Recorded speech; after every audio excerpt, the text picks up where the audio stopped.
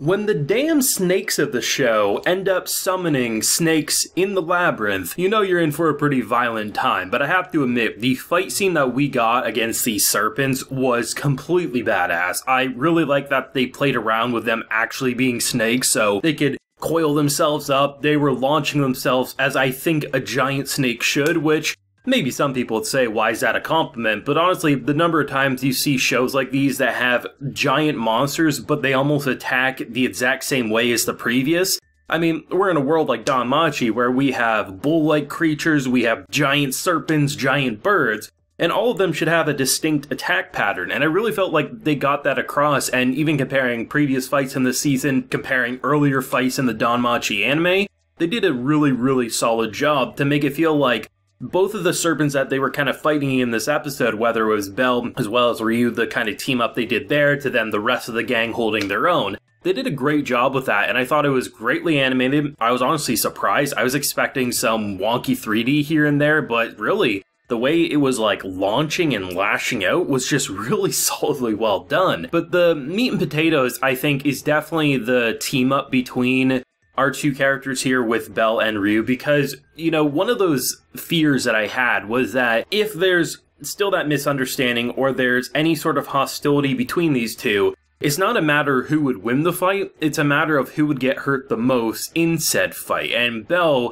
I just don't see him ever fighting her to his full strength, so he'd be fighting at a handicap and very much could lose a limb or something to that nature. No way she would kill him, but you can start seeing the fear and how misunderstandings could stack to a very bloody and violent outcome. The thing I really liked about Bell in this episode is pretty much right away, he didn't just like blindly take a side. He doesn't want senseless murder, he doesn't want her to take vengeance into her own hands, like there's ways to handle things that won't make everyone hate her. So he's thinking about things from his point of view as a living and breathing person, not an anime watcher who has no connection to what is right or wrong or murder or what is okay in this world, right? And so he basically says, like, did you kill the person in the market like everyone said? And I don't think this will come as too much of a surprise for most people, since I really haven't seen many people think she was the one responsible, just more so she did some attacks that very much made it look like you'd never walk again. So when she lashes out and says, of course I didn't, I love how he immediately switches sides there,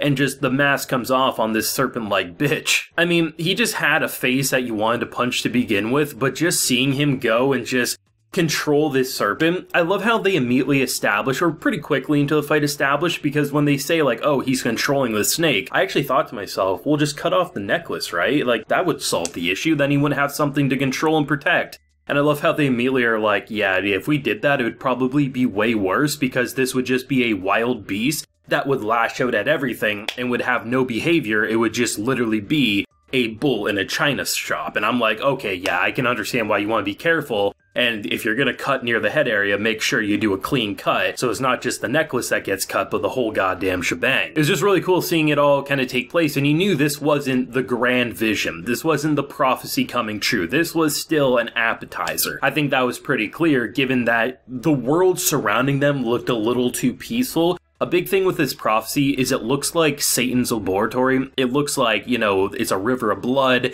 Things could probably be on fire. The characters are bloody. So nothing was lining up for the prophecy to be what was being presented, right? Sure, obviously there could be some differences, like maybe it won't end up as bad as she thinks, or maybe it'll end up worse. There's a lot of ways that what we see at the start of every episode isn't guaranteed to be exactly what we see in future episodes, but we know it's in the ballpark. So this was clearly just going to be like the Moss Huge, right? That was just going to be another creature that would make whatever the big boss of the arc or potentially the remainder of the season would be. So to see at the end of the episode, the gloves finally coming off, they deal with some pretty deadly threats, but they handled themselves and they did quite well. And then you start seeing the rivers, the water get flooded with this red-like aura, and just you see those eyes at the end. That was both exciting and terrifying, all wrapped up into one mesmerizing package. I think what I like about this season of DanMachi so much, not only is just the character interactions and motivations incredibly compelling, is the fact that it feels like you're naturally building up to whatever the grand prophecy is, but it never makes the previous fights, whether it's the Moss Huge, whether it's the snakes in this episode, or the countless, numerous, like, little creatures they fought along the way. It never feels like those are disposable because we know how dangerous the dungeon is. Like, if someone's bringing something that should be on a lower floor, like a lower level threat, this creature shouldn't be where they currently are at. That's a pretty exciting and terrifying danger because it's not something they were expecting, not to mention the people they already didn't trust are the ones behind controlling it. And then everything explodes and it gets 10 times worse. It never feels like, looking at where we're at now comparing to the previous threat that had us worried or concerned, it never makes us feel small in comparison. It just puts into perspective how large the dungeon is. And I think a big thing that DanMachi has going for it that maybe sometimes past seasons didn't utilize completely to where maybe viewer expectations wanted them to go, is that the dungeon is a fantastic setting to explore, but a lot of the times we go to city locations or we go to above the surface, and there's reasons for that, don't get me wrong. That's what I really like about Season 4. It's almost like going back to Season 1, but with all the development Belle's had and all the characters have had along the journey, and just making it feel so much more exciting, so much more terrifying, but just way more compelling because there's so much more on the line than just a simple boy with a sexy anime goddess who basically worships him head to toe. Now there's the whole intelligent monster plotline. There's honestly, you know, the what the hell are these people doing? And you know, we're basically all gonna get blamed if they get to the surface before us, sort of a thing. There's so much to enjoy about this season, and it really feels like the best of DanMachi without anything that makes me roll my eyes like maybe in prior earlier arcs in the show. I'm really interested to see how the fight will look because I imagine it's not going to be one of those fights that lasts an episode or two and, you know, we say it's fine and we move on with our day.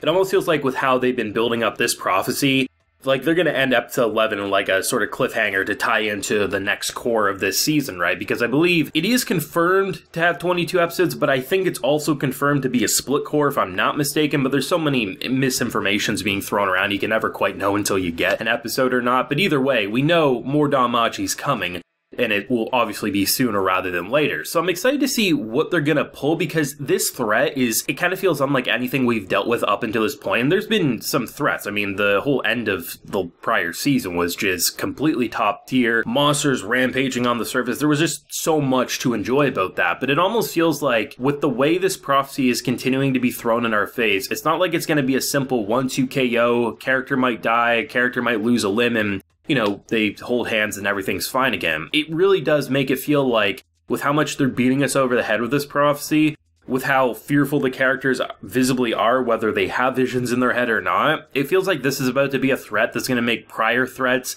seem small in comparison, and I really like that because the characters are at the strongest they've ever been, but now it feels like that strength is really going to be pushed to their breaking limits, and with how quickly Belle grows, if he makes it out of this one alive, I wouldn't be surprised if he ranks up again or something, or gets very close to, just because the shit he goes through in such a short amount of time would break most people. And it'll be interesting to see how he handles it going forward, but it'll be interesting right now. We have no idea what's gonna happen next week, but it's part of the fun when you watch a show like DanMachi, right? Thoughts, feelings, theories, if you got any down below, leave a like if you enjoyed, subscribe if you're new around here. Until next time, everyone, please take care and have a good one.